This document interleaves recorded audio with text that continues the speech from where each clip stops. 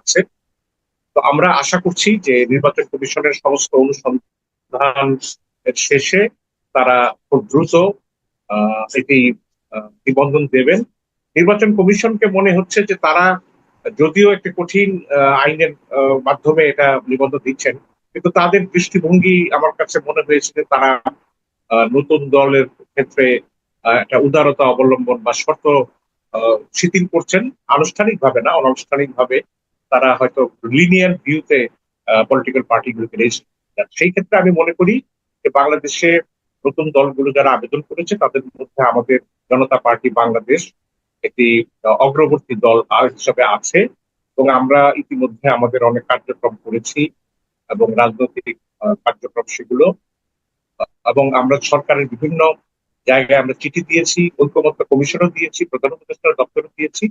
তবে দুঃখজনক হলো যে ঐকমত্য কমিশন অনেক অনিবন্ধিত দলকে সংলাপে ডাকলেও জনতা পার্টি বাংলাদেশ বা আরো যারা নিবন্ধিত দল আছে অনেককে ডাকেনি। শুধু তারা যেসব দলকে ডেকেছে আমাদের তথ্য মতে বিএনপি এবং জামাত ইসলামী যেসব দলকে তাদের অনুগামী দল বা তাদের জোটভুক্ত দল মনে করে এবং যাদের মতামতকে তারা মনে করে যে গুরুত্বপূর্ণ, তাদেরকেই শুধু আহ আহ, তালিকা দিয়ে তাদেরকে ইনভাইট করার ব্যবস্থা করছে, এবং ঐক্যমত্য কমিশন এই ক্ষেত্রে বৈষম্য তৈরি করছে আমাদের মতামত নেওয়ার ক্ষেত্রে। জি। তারা মতামত দিতেই চায়, এবং যেসব দলকে ডাকার পরে বলে যে বাংলাদেশের 2/3 দল এটা চায়, 1/3 দল ওইটা চায়। তো এরা কি বাংলাদেশের সকল রাজনৈতিক পরিমণ্ডলকে প্রতিনিধিত্ব করে কি? এমন সব দল আছে যেগুলোর কোনো তৎপরতাই নেই। তো এগুলো নিয়ে আমাদের আমাদের ক্ষোভ আছে, কিন্তু আমরা আশা করছি যে আমরা দ্রুত নিবন্ধন পাবো, এবং নিবন্ধনের মধ্যে দিয়ে আমরা বাংলাদেশের আগামীতে যে নির্বাচন আসছে সে নির্বাচনে আমরা প্রতিদ্বন্দ্বিতা করতে সক্ষম। আচ্ছা, আরেকটা কথা, আপনি এখানে দুটো প্রসঙ্গ আপনার এই কথা থেকে উঠে আসে।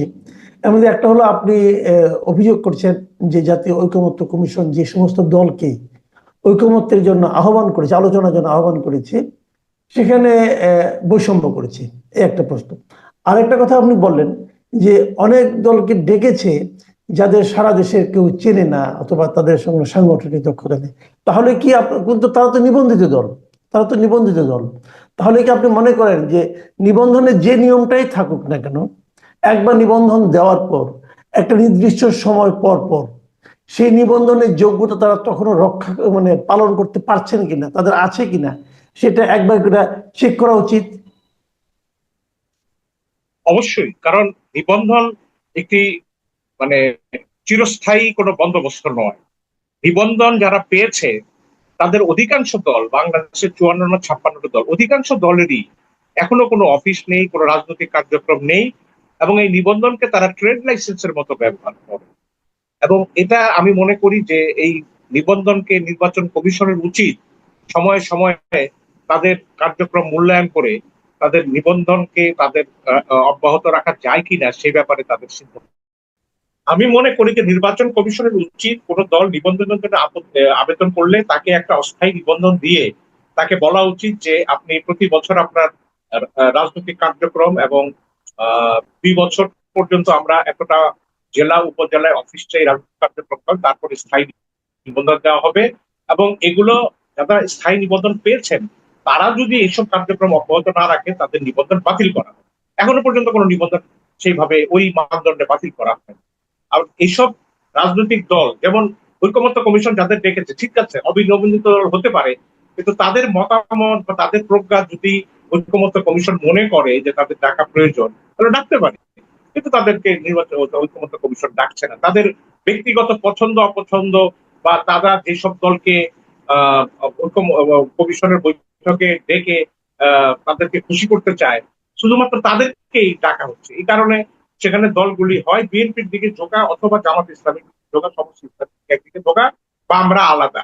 এবং বামদের মধ্যে অনেক দল আছে যেগুলো সাংবিধানিক বা নির্বাচনী কার্যক্রম, রাজনৈতিক কার্যক্রম সেইভাবে নেই, এবং অনেকে আছে যারা গ্রুপ হিসাবে আছে, রাজনৈতিক দল হিসাবে নেই। তো নির্বাচন কমিশনের বা ঐকমত্য কমিশন কেন এইভাবে বৈষম্য সৃষ্টি করছে আমাদের তা বোধগম্য নয়। জনাব আলী রিয়াজ আমার সহপাঠী, আমরা একই সঙ্গে সাংবাদিকতা ছিলাম। তো আলী রিয়াজ একসময় জাসদ করতেন, তিনি বাঙালি জাতীয়তাবাদ এবং জয় বাংলার করে বই লিখেছেন। এবং তিনি এখন তার রাজনৈতিক আদর্শ চেঞ্জ করেছেন পশ্চিমে যাওয়ার।